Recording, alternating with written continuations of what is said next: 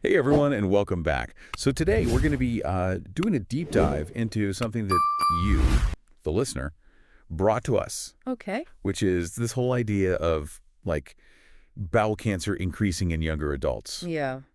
And you sent in this pretty interesting Reddit thread that's discussing a recent Guardian article. Mm. And wow, there's a lot to unpack here. Right. And we've got like personal stories, debates about healthcare, Yeah. and then also just like tons of theories about what could be causing this. Mhm. It's kind of a whirlwind, but luckily, A lot of opinions. luckily we've got our expert here to help us kind of make sense of it all. Well, I'll do my best. It's Yeah. definitely something that people are very interested in. And I think that's why this Reddit thread is so interesting Yeah. because it's not just about the science, it's about people's experience, Yeah, and the Guardian article itself, it kind of doesn't hold back at all. It Yeah. basically says that early onset bowel cancer is increasing all over the world. Yeah. With England showing one of the fastest increases. Wow. That's so new. So what does early onset even mean in this context? Early onset generally just means cases that are diagnosed in people under the age of 50, Oh. which is, younger than what we used to think was typical. Right.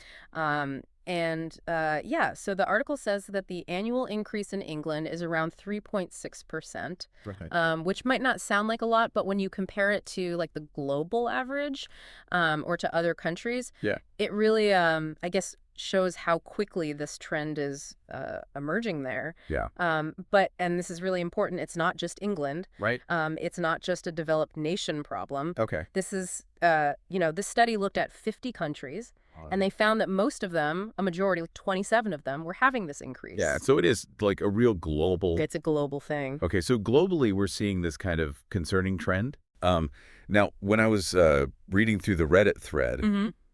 I noticed that there was a lot of speculation, as you said, a lot of opinions Oh, yeah. about what might be causing this. Right. And, some of the usual suspects came up, like junk food, Yeah. lack of fiber, and obesity. Yeah, it's not surprising Yep. to see those come up. But they have some good evidence behind them, Yeah.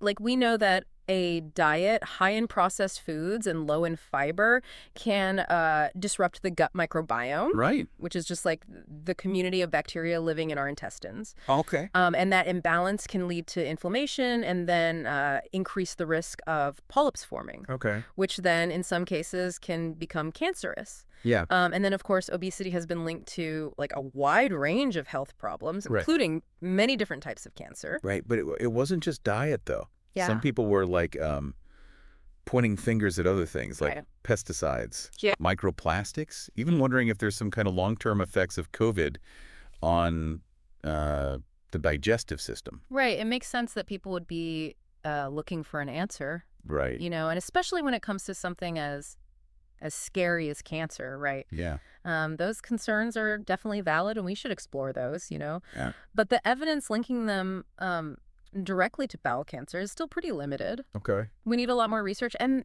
you're right. There was a lot of skepticism in the Reddit thread too. Right. For example, about pesticides. Okay. Some users pointed out that pesticide use has gone down in recent years, Oh, interesting. while cancer rates have gone up. Okay. So it's complicated. We Yeah. can't just jump to conclusions. No. Yeah. Yeah. So one thing that really stood out to me in the Reddit thread Mm-hmm. was the discussion around prevention and screening, Yeah. especially colonoscopies. And there were some like really heartbreaking stories about people who were having trouble getting these preventative colonoscopies covered by insurance. Yeah, it's a really important point. Yeah. And unfortunately a really complicated one, I Yeah. think, in the US. Yeah. The healthcare system has a very like tangled relationship with preventative care, and especially colonoscopies. Right. A lot of it comes down to something called coding. Coding. Yeah. Can you explain that a little bit more Sure. for the listener? Yeah. It sounds kind of technical. Absolutely. So just imagine like you go to the doctor with a broken leg. Okay. It's very clear you need an x-ray, right? Yeah. That's considered diagnostic. Mhm. It's meant to figure out a specific problem. Yeah. But if you go in for like a regular checkup Right. and they suggest a blood test Mhm. just to make sure everything's okay, that's considered preventative. Um, and here's the tricky part. Insurance companies are a lot more willing to cover that broken leg scenario Okay. than that checkup scenario. Right. So a colonoscopy to diagnose a problem, that's usually covered. Okay. But a preventative colonoscopy, Yeah. maybe not. Oh, wow. Yeah. So it's almost like they're saying, like, come back when you're already sick, It's a bit like that, unfortunately. which doesn't really make sense when we're talking about prevention. Yeah. No. No, it doesn't. Okay, so, Yeah, and here's where it gets even more complicated. oh, okay. Because there's this huge debate happening about whether we should lower the recommended screening age Okay. for everyone. Yeah. Potentially even to 45. Wow. The thinking is if we start screening people earlier, we might be able to catch more cancers early Right. when they're more treatable. Yeah. But I'm guessing you're wondering if there are arguments against it. Yeah, I mean, there's got to be, right? Yeah, so one of the main concerns is cost effectiveness. Yeah. Okay. Is it really worth it to screen like younger people who statistically have a lower risk? Right. And then there's also the question of, potential harm from the procedure itself. Yeah. Although colonoscopies are like generally considered to be very safe. Okay. It's a balancing act for sure. Right. Yeah. I also noticed that some people in the Reddit thread were talking about at-home tests as like an alternative Right. to colonoscopies. Uh-huh. So do those like offer a viable solution? They can be a good starting point Got for some people. Especially people who are like maybe hesitant about getting a colonoscopy Yeah. or they don't have good access to health care. But it's really important to remember that at-home tests are not as sensitive as a colonoscopy. Okay. So they might miss some polyps. Okay. And if you do get a positive result from an at-home test, you'll still need to have a colonoscopy to confirm and remove any polyps. Okay. Yeah. So I think the best approach is just to talk to your doctor and figure out what's right for you.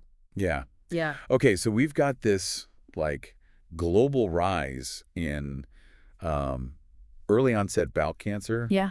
We have a lot of uncertainty about the causes. Mm-hmm. And then also just like this whole complex world of like prevention and screening. It's a lot. It's a lot to take in. Where do we even like go from here? That's a great question. And honestly, it's one that I think everybody's grappling with. But I think one thing that we can agree on is that knowledge is really powerful. Yeah. The more we understand about this issue, the better we are at making decisions about our own health. Yeah, I love that. Yeah. It's not about like being scared. No, not at all. It's about being like empowered. Yeah, exactly. Right. And that's actually what we're going to talk about next. We're going to talk about what you, our listener, can do to take control of your health based on what we've learned from this deep dive into early onset bowel cancer. Awesome. Yeah. Okay, so let's talk about what we can do. Yeah. So when I was reading through that Reddit thread, one thing that really jumped out at me was just how much people were talking about fiber. It's interesting, isn't it? Yeah. It seems like, fiber is having a moment right now, and for good reason. Yeah, it really does. I mean, some people were like sharing their, like their go-to high fiber recipes. Right. Others were like kind of lamenting about how hard it is to find good sources of fiber without spending a fortune. Yeah. And then still others were like pointing out how easy it is to just unknowingly like eat a low fiber diet. It's true. One user even did this like fascinating comparison of the fiber content in a typical fast food meal. Oh, wow. Versus like a homemade lentil soup, and the difference was huge. That's a great example. And it just highlights a real challenge for a lot of people, Yeah. Getting enough fiber can be tough. Right. Especially when we're all so busy. Right. But the science is pretty clear on this, Fiber is essential for gut health. Okay. And that, has implications for overall well-being. Okay. So we know fiber is important, but what does the Reddit thread kind of tell us about family history? Yeah. That seemed to be another big concern for a lot of people. Yeah, it makes sense that people would be worried about family history. Right. Especially when we're talking about something like cancer, Yeah. And there were definitely some strong opinions in the thread about, when people should start getting screened if they have a family history of bowel cancer. Okay. Especially, if those cases were early onset. So what's the takeaway for our listener? Yeah. If they do have a family history of bowel cancer, should they be talking to their doctor about maybe starting screenings earlier? Absolutely. It's always a good idea to, have a conversation with your doctor about your individual risk factors. Yeah. Um, and family history is a big one. Right. They can help you make a plan that's right for you, Okay. which might mean, starting screenings earlier. Okay, that's good advice. Yeah. But what about those of us who don't have a family history? Mm-hmm. Should we still be, like, worried about this? It's always great to be proactive about your health. Yeah. Regardless of family history, I think one thing that came up a lot in that Reddit thread was the importance of just paying attention to your body and noticing any changes in your bowel habits. Yeah. Things like blood in your stool or persistent abdominal pain. Right. Those are definitely like red flags that you shouldn't ignore. So don't be afraid to talk to your doctor Right. if something feels off. Yeah. Even if you don't have a family history. Yeah. Early detection is key. Right. And, while we're on the topic of being proactive, let's go back to fiber for a minute. It's not just about quantity. It's also about diversity. Oh, okay. Different types of fiber, they feed different types of bacteria in your gut. Okay. So variety is key. That makes a lot of sense. Yeah. Like anything in life, like a balanced approach is usually the best. Exactly. So, dear listener, if you're looking for like one concrete thing to do after this deep dive, consider this. How can you add more fiber and more variety of fiber to your diet? Yeah, and it doesn't have to be complicated. Right. Maybe you swap white bread for whole wheat. Yeah. You add an extra serving of vegetables to your dinner, or even like experiment with different types of beans and lentils. There are so many delicious possibilities. There really are. I know. I'm inspired now Yeah. to get creative in the kitchen. Me too. Okay, so we've covered a lot of ground today. Yeah. But there's always more to learn. Always. So I'm curious, for you, what was like the most surprising or thought-provoking thing that came out of this Reddit thread? What really struck me was just how much this issue resonated with people. Right. It wasn't just like an abstract scientific discussion, It was personal, it was emotional, and it was very clear that people are looking for answers and they want to be able to take control of their health. Yeah, it's true. Yeah, there was a real sense of urgency in that thread, and that kind of brings me to something else I wanted to touch on. Yeah. The Guardian article mentioned this, like, ongoing debate about lowering the recommended screening age for colonoscopies. Right. And it seemed like the Reddit thread was pretty divided on that. Yeah. What are your thoughts on that whole debate? It's a tough one. There are good arguments on both sides. On the one hand, lowering the screening age could mean that, more cancers are caught early. Right. When treatment is usually more successful. Yeah. But on the other hand, you have the question of cost effectiveness. Right. And also the potential for unnecessary procedures for, people who are at low risk. Yeah. It's all about like finding that balance Exactly. between being proactive and not overdoing it. Yeah. I was also struck by how many people in the thread were just like frustrated with the current healthcare system, especially when it came to like insurance coverage for these preventative screenings. It's that frustration is definitely understandable. Yeah.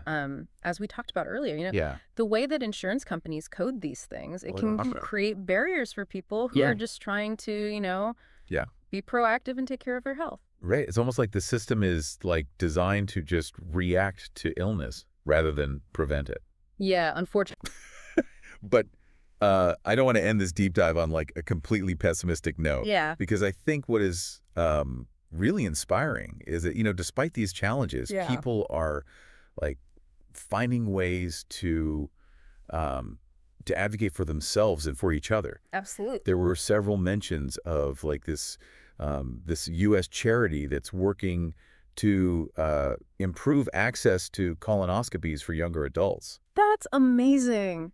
Yeah. That's a great example of, how people are making a difference. Yeah, exactly. And I think ultimately that's what it all comes down to. It's about empowering individuals to take ownership of their health. We've talked about diet, Yeah. family history, the importance of, paying attention to your body, and then the complexities of the healthcare system. Right. It's a lot. It's a lot to consider. Yeah. But I think the most important message Yeah. is that knowledge is power.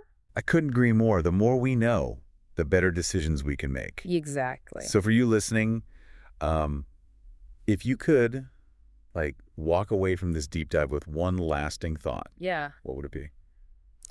I think it would be don't be afraid to ask questions. Okay. Talk to your doctor. Do your own research. Right. And be your own advocate. Yeah. Your health is worth it. That's a great message. And on that note, I think it's time to wrap up this deep dive. Yeah. We've explored some challenging topics today. We have. But hopefully you're leaving feeling informed and empowered. Yeah. And remember, this is just a starting point. There's always so much more to learn, and we encourage you to keep exploring this issue. Yeah, definitely. Thanks for diving deep with us. It's been great. Stay curious, stay informed, and stay well.